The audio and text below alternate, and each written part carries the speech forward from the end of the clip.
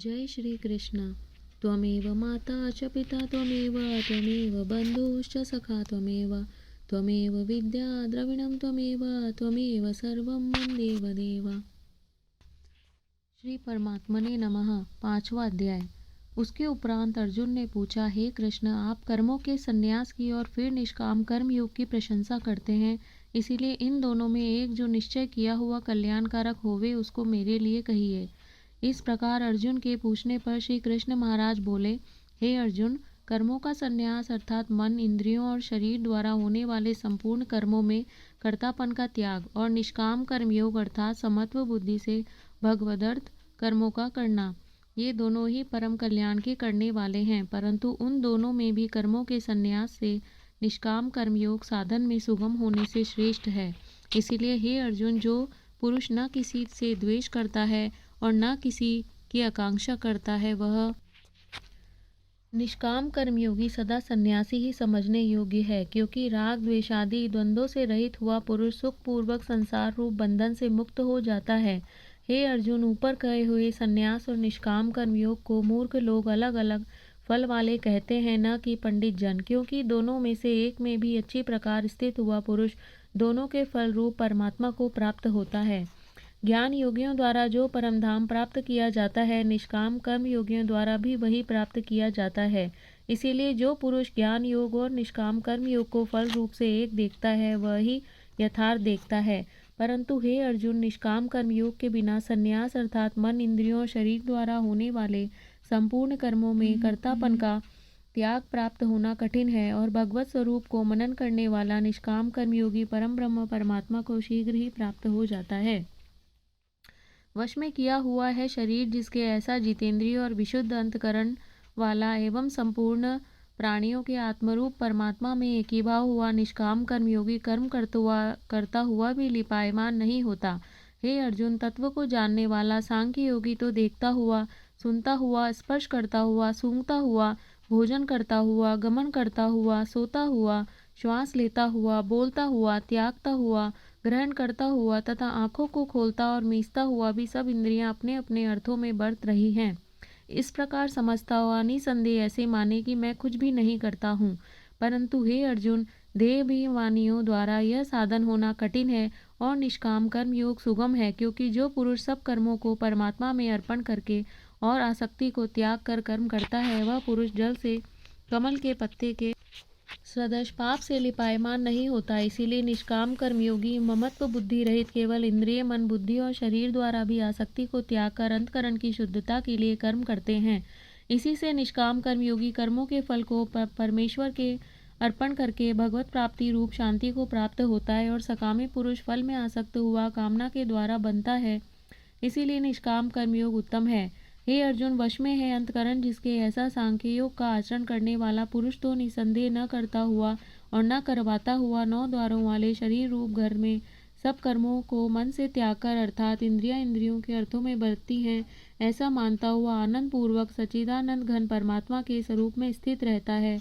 परमेश्वर भी भूत प्राणियों के न कर्तापन को और न कर्मों को तथा न कर्मों के फल के संयोग को वास्तव में रचता है, किंतु परमात्मा के सकार से प्रकृति ही बरतती है, अर्थात गुण ही गुणों में बरत रहे हैं। सर्वव्यापी परमात्मा न किसी के पाप कर्म को और न किसी के शुभ कर्म को भी ग्रहण करता है, किंतु माया के द्वारा ज्ञान ढका हुआ है, इससे सब जीव मोहित हो रहे हैं।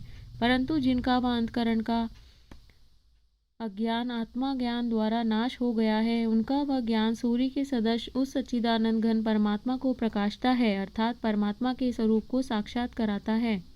हे अर्जुन, तद्रूप है बुद्धि जिनकी तथा तद्रूप है मन जिनका, और उस सच्चिदानंद घन परमात्मा में ही है निरंतर एक ही भाव से स्थिति जिनकी, ऐसे तत्परायण पुरुष ज्ञान के द्वारा पाप रहित हुए अपना अपुनरावृत्ति को अर्थात परम गति को प्राप्त होते हैं। ऐसे वे ज्ञानी जन विद्या और विनय युक्त ब्रह्मांड में तथा गौ, हाथी, कुत्ते और चंडाल में भी समभाव से देखने वाले ही होते हैं। इसीलिए जिनका मन समत्व भाव में स्थित है, उनके द्वारा इस जीवित अवस्था में ही संपूर्ण संसार जीत लिया गया, अर्थात वे जीते हुए ही संसार से मुक्त हैं, क्योंकि सच्चिदानंद घन परमात्मा निर्दोष और सम है। इससे वे सच्चिदानंद घन परमात्मा में ही स्थित हैं। जो पुरुष प्रिय को अर्थात जिसको लोग प्रिय समझते हैं उसको प्राप्त होकर हर्षित नहीं हो और अप्रिय को अर्थात जिसको लोग अप्रिय समझते हैं उसको प्राप्त होकर उद्वेगवान न हो, ऐसा स्थिर बुद्धि संशय रहित ब्रह्मवेत्ता पुरुष सच्चिदानंद घन परम ब्रह्म परमात्मा में एक ही भाव से नित्य स्थित है। बाहर के विषयों में अर्थात सांसारिक भोगों में आसक्ति रहित अंतकरण वाला पुरुष अंतकरण में जो भगवत ध्यान जनित आनंद है उसको प्राप्त होता है और वह पुरुष सच्चिदानंद घन परम ब्रह्म परमात्मा रूप योग में एक ही भाव से स्थित हुआ अक्षय आनंद को अनुभव करता है। जो यह इंद्रिय तथा विषयों के संयोग से उत्पन्न होने वाले सब भोग हैं वे यद्यपि विषयी पुरुषों को सुख रूप भासते हैं तो भी निसंदेह दुख के ही हेतु हैं और आदि अंत वाले अर्थात अनित्य हैं।